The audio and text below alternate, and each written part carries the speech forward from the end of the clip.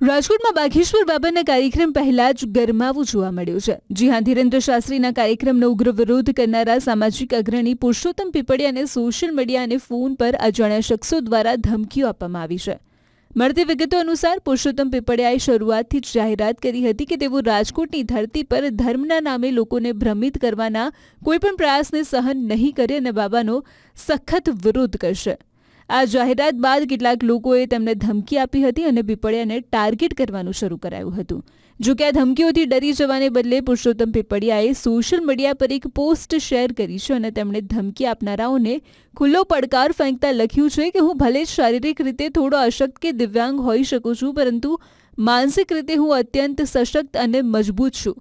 ધર્મના નામે ચાલતા આવા ધતિંગ અને પાખંડનો વિરોધ કરતા મને દુનિયાની કોઈ જ તાકાત નહીં રોકી શકે। પીપળિયાની આ સણસણાતી પોસ્ટ સોશિયલ મીડિયા પર વાયુવેગે વાયરલ થઈ રહી છે અને હવે અહીં સૌથી મોટો સવાલ એ ઊભો થાય છે કે પુરુષોત્તમ પીપળિયાને આખરે ધમકી આપી કોણે?